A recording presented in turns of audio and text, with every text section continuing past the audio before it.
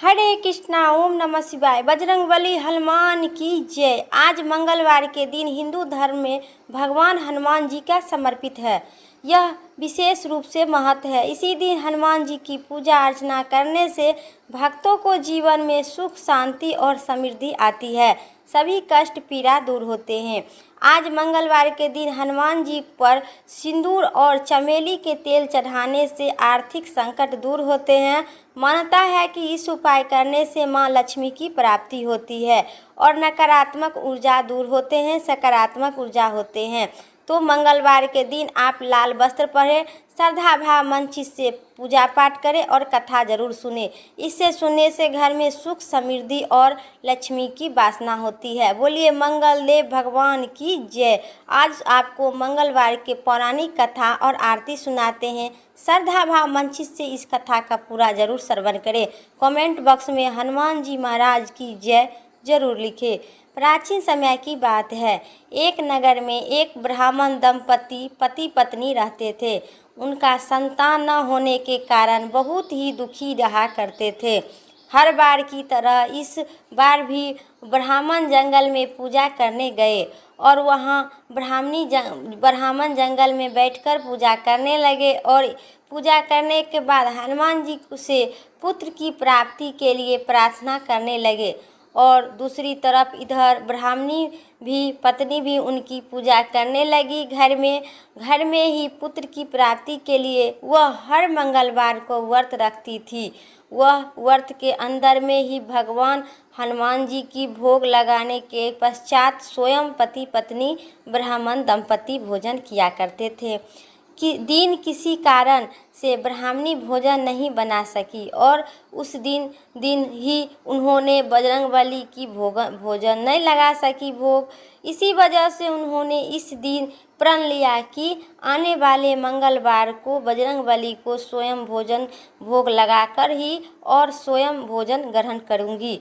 ब्राह्मणी 6 दिन तक भूखी प्यासी काटकर मंगलवार को ही मूर्छित हो पड़ी और फिर मंगलवार की भगवान हनुमान जी की उनकी निष्ठा, त्याग और सच्ची लगन और भक्ति देखकर प्रसन्न हुए और उसी ब्राह्मणी को दर्शन दिए कि कहो क्या तुम्हें उस ब्राह्मण से कहे हैं, क्या तुम्हें प्रसन्न है, बताओ। बहुत प्रसन्न होकर और उन्होंने पुत्र की प्राप्ति के लिए वरदान देते हैं। हनुमान जी ब्राह्मणी को वर के रूप में पुत्र देकर अंतर्ध्यान हो गए। पुत्र के जन्म पर ब्राह्मण अति हर्ष उल्लास होता है और उस पुत्र का नाम मंगल रहता है। कि कुछ देर बाद ब्राह्मण जंगल से घर लौटा। उन्होंने बालक को देखकर और पूछा कि यह बालक कौन है।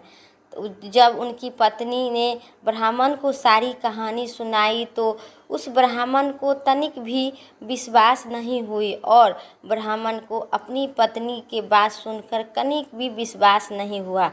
एक दिन जब ब्राह्मण मौका मिला तो ब्राह्मण ने उसे बच्चे को कुएं में धकेल दिए और घर लौट आया।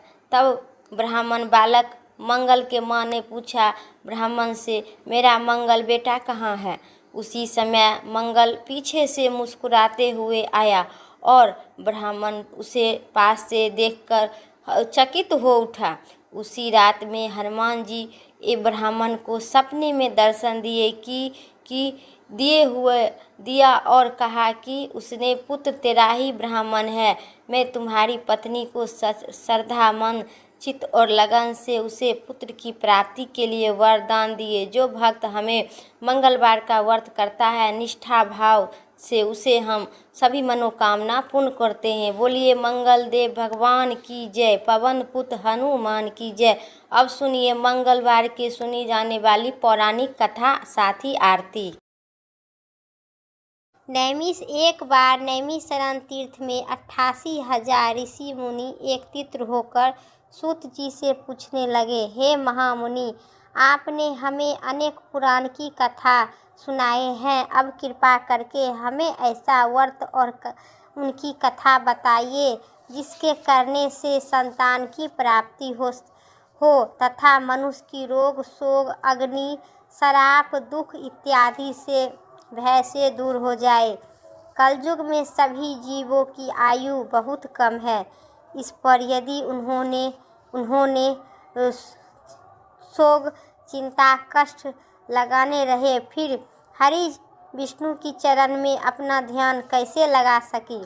सूत जी ने कहे, हे मुनि, आपने लोक कल्याण के लिए बहुत ही उत्तम बात पूछे हैं। एक बार युधिष्ठिर ने भगवान श्री कृष्ण से ये लोक कल्याण के लिए यही प्रश्न किए थे।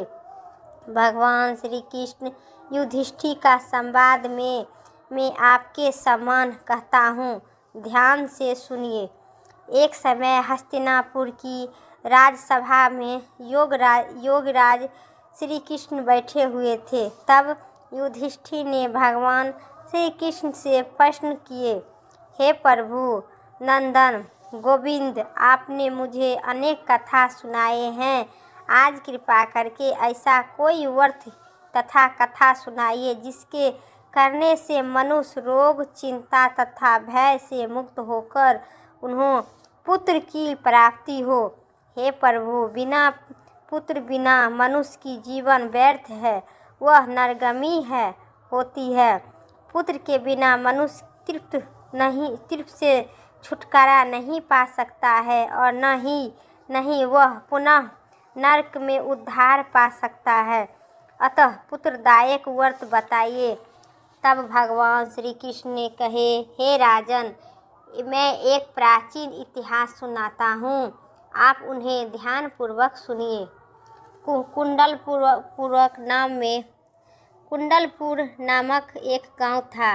वह गांव में एक नंदन नामक एक ब्राह्मण, महाबुद्धिमान ब्राह्मण रहता था। उनका गुजारा जैसे तैसे चल रहा था, परंतु वह बहुत दुखी रहता था क्योंकि उन्होंने कोई संतान नहीं थी। उनकी पत्नी सुदंता पतिव्रता थी।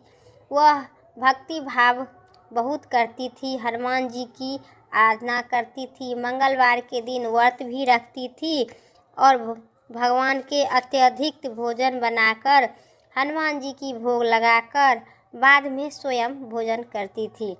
एक मंगलवार को गृह काज की अधिकता के कारण वह हनुमान जी की भोग न लगा सकी। इस पर उन्होंने बहुत दुखी हुआ। उन्होंने स्वयं भी भोजन नहीं की। प्रण किया कि अब मैं अगले मंगलवार को हनुमान जी की भोग लगाकर अन्न जल ग्रहण करूंगी। ब्राह्मणी सुदंता प्रतिदिन भोजन बनाती थी, श्रद्धापूर्वक अपनी पति को खिलाती थी, परंतु स्वयं भोजन ग्रहण नहीं करती थी और मन ही मन हनुमान जी की आराधना करती थी। इस पर 6 दिन तक ब्राह्मणी सुदंता अपने प्रण के अनुसार भूखी प्यासी निहार रही, परंतु 7वें दिन मंगलवार को वह प्रातः काल ही बेहोश हो कर गिर पड़ी। सुदंता की इस असीम भक्ति से हनुमान जी बहुत प्रसन्न हुए और उनके मुख से प्रकट होकर बोले, सुदंता, मैं तेरी भक्ति से बहुत प्रसन्न हूँ, तू उठकर वर मांग। सुदंता अपने आराध्य देव हनुमान जी को अपने समक्ष पाकर अत्यधिक खुशी हुई, हर्षोल्लास से उठी, उनके चरण में गिर पड़ी और कहा, हे प्रभु, मेरे कोई संतान नहीं है, कृपा करके मुझे कोई संतान प्रदान कीजिए। हनुमान जी ने कहे, तेरी इच्छा पूर्ण होगी, तेरी यह एक कन्या उत्पन्न होगी, उनके अष्टांग प्रतिदिन सोना देगी। इसी पर देकर हनुमान जी अंतर्ध्यान हो गए। ब्राह्मणी सुदंता बहुत हर्षित हुई। उनके यह समाचार अपने पति को जाकर कहे, लेकिन ब्राह्मण देव कन्या का वरदान सुनकर कुछ दुखी हुई, परंतु सोना मिलने की बात पर सुनी तो बहुत प्रसन्नता हुई। विचार की कि ऐसा कन्या के साथ मेरी निर्धनता तो समाप्त हो जाएगी। श्री हनुमान जी की कृपा से वह ब्राह्मणी गर्भवती हुई और 10वें महीने में उनके एक सुंदर कन्या का जन्म हुआ। वह कन्या अपने पिता के घर ठीक उसी प्रकार बढ़ने लगी जिस प्रकार शुक्ल पक्ष की चंद्रमा बढ़ते हैं। 10वें दिन ब्राह्मण उन बालक को नामकरण संस्कार करवाए। उनके कुल पुरोहित ने उस बालिका के नाम रत्नबाला रखा। इस कन्या के पूर्व जन्म में विधि विधान से मंगल देव का व्रत भी किया करता था। ब्राह्मणी सुदंता भी बहुत अभिमानी हो गए कि बहुत रत्नबाला का अष्टयंग प्रतिदिन बहुत सा सोना देता था। उसी सोने चांदी पर नंद ब्राह्मण बहुत धनवान हो गए और ब्राह्मणी सुदंता भी बहुत अभिमानी हो गई। समय बीतने लगे, साथ ही रत्नबाला 10 वर्ष की हो चुकी थी। एक दिन सुदंता ने नंद ब्राह्मण से कहे, हमारी पुत्री 10 वर्ष का हो गई है, विवाह योग हो गई है, अतः कोई वर तथा योग्य वर देखकर उसका विवाह कर दीजिए। यह सुनकर नंद ब्राह्मण बोले, अभी तो रत्नबाला बहुत छोटी है। तब ब्राह्मणी ने कहे, शास्त्र के आज्ञा है कि कन्या 8वें वर्ष में गौरी, 9वें वर्ष में रोहिणी और 10वें वर्ष में कन्यादान से इंद्रलोक 10 इसके पश्चात रत्नबाला हो जाती है। गौरी के दान करने पर परलोक है, रोहिणी के दान करने पर वैकुंठ लोक और कन्या के दान करने पर इंद्रलोक की सुखों की प्राप्ति होती है। हे पतिदेव, अगर रत्नबाला का दान किया जाता है तो घोर नरक की प्राप्ति होगी। इस पर नंद ब्राह्मण ने कहा, अभी तो रत्नबाला 10 वर्ष के ही है, मैं तो 16 साल की कन्याओं का विवाह करवाए हैं, अभी जल्दी क्या है। नंद ब्राह्मणी सुदंता ने कहे, आपको लोभ अधिक हो गया है। अगर 11 वर्ष के कन्या का विवाह नहीं होता है तो उनके मासिक धर्म रक्त का पिता और बड़े भ्राता को पान करना है पड़ता है। शास्त्र में कहा गया है कि यदि माता पिता और बड़े भाई रत्नबाला कन्या को देखते हैं तो नरकगामी होते हैं। नंद ब्राह्मण ने कहे, ठीक है, मैं कल ही योग वर की तलाश में अपना दूसरे दिन ब्राह्मण ने दूत की बुलाकर और कहा, मेरी कन्या जैसी सुंदर है वैसे ही सुंदर के लिए तुम लोग तलाश करो। दूत स्वामी की आज्ञा पाकर वह खोजने के लिए चल पड़ा। अनेक गांव घूमने के बाद उन्होंने पाई नगर में एक सुंदर ब्राह्मण युवक को देखा। वह बालक जिसका नाम रामेश्वर था बहुत ही गुणवान था। दूत ने इस सुंदर गुणवान ब्राह्मण पुत्र के बारे में अपने स्वामी को विस्तार पूर्वक बता दिया। ब्राह्मण नंद को भी रामेश्वर अच्छा लगने लगा। फिर वह एक शुभ मुहूर्त से विधि पूर्वक से रामेश्वर और कन्या रत्नबाला को विवाह करवा दिए। अच्छे तरह हो गया। कन्या को दान करके ब्राह्मण ब्राह्मणी संतुष्ट हो गए। परंतु ब्राह्मण नंद के मन में तो लोभ समाया हुआ था। उन्होंने रत्नबाला कन्या को तो कर दिया था, परंतु वह बहुत खिलत था। उसने विचार किया कि रत्नबाला जब ससुराल चल जाएगी इससे जो सोना मुझे, परंतु वह ससुराल जाएगी, जो सोना मिला है वह आगे नहीं मिलेगा।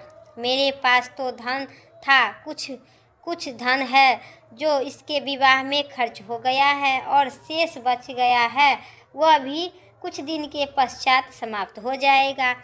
मैंने इसका विवाह करके बड़ी ही भूल कर दी है। उसने विचार किया कि अब कोई ऐसा उपाय करूं जो रत्नबाला मेरे घर में ही बना रहेगी। लोभ रूपी ब्राह्मण राक्षस ने ब्राह्मण नंद की मस्तक पर लोभ छाया हुआ था। रात भर सैया पर बेचैनी से करवट बदलते उन्होंने एक चाकू का निर्माण किया। उसने विचार किया कि जब रत्नबाला को पति रामेश्वर उसे अपने घर वापस ले जा रहेगा तो वह मार्ग में उसका वध करवाकर और अपनी पुत्री को अपने घर वापस ले आएगा, जिससे नियमित रूप से उसे सोना भी मिलते रहेगा और समाज में कोई मनुष्य उसे दोष भी नहीं दे सकता है।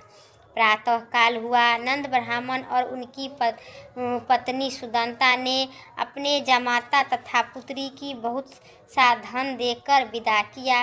रामेश्वर अपनी पत्नी रत्नबाला को लेकर अपने नगर की तरफ चल दिया।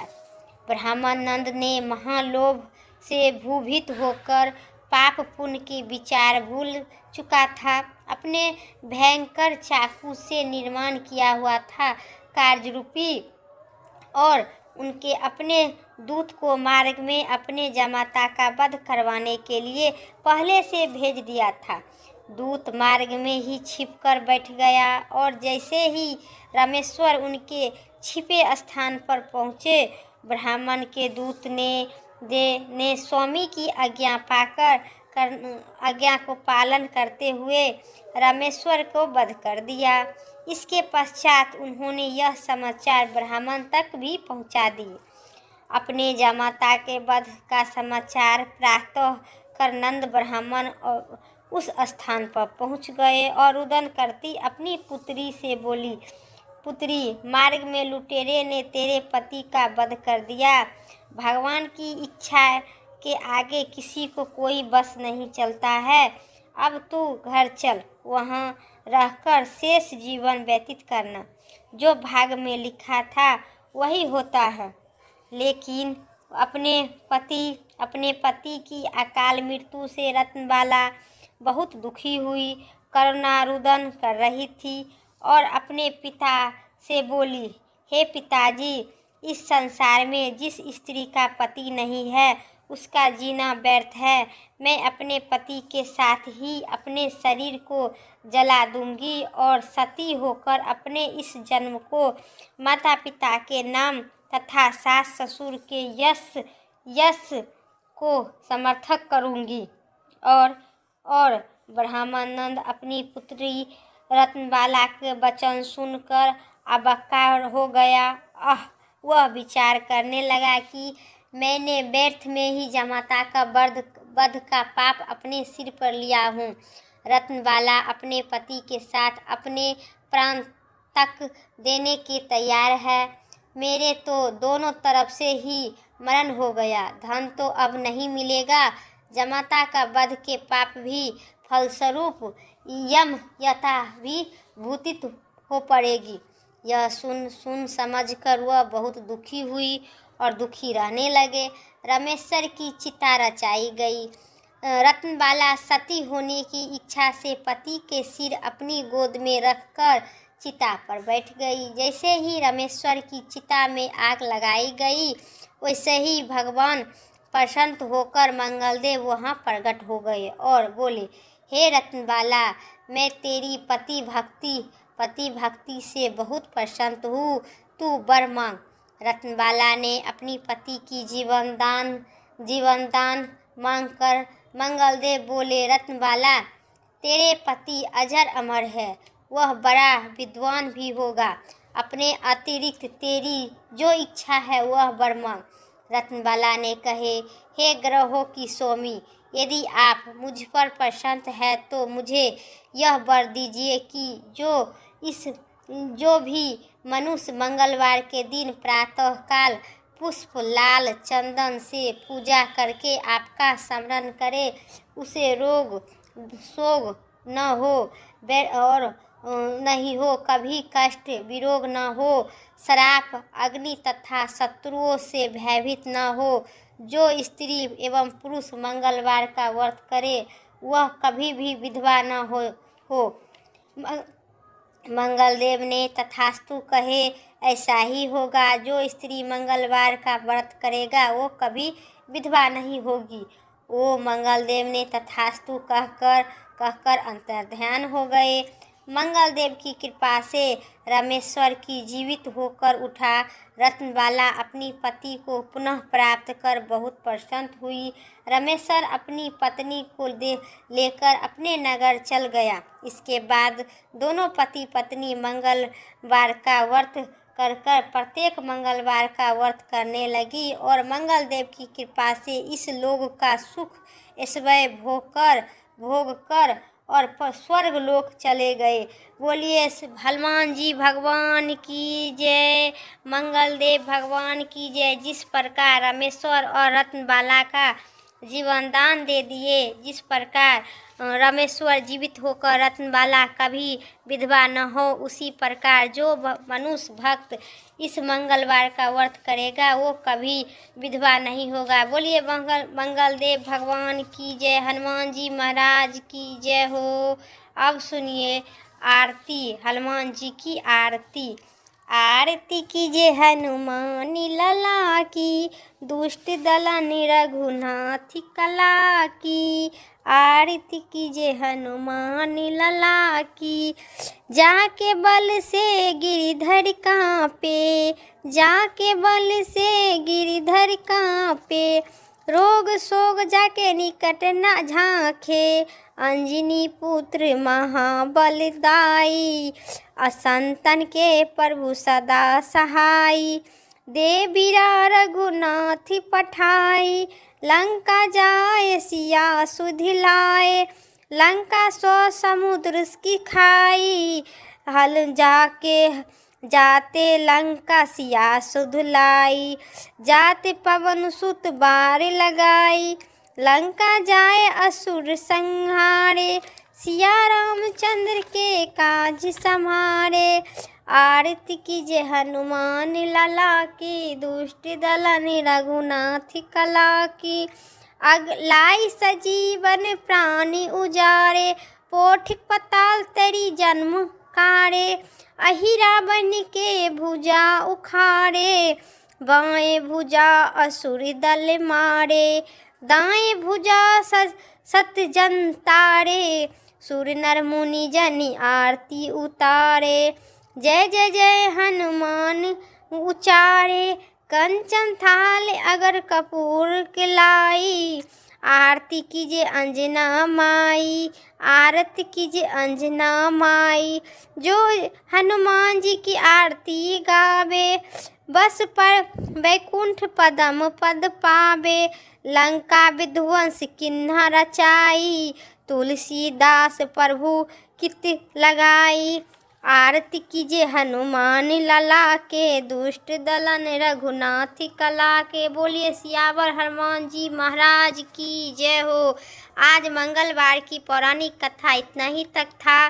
वीडियो अच्छी लगे तो लाइक कीजिएगा, चैनल पर नए हैं सब्सक्राइब करके कमेंट में लिखिए हनुमान जी महाराज की जय हो।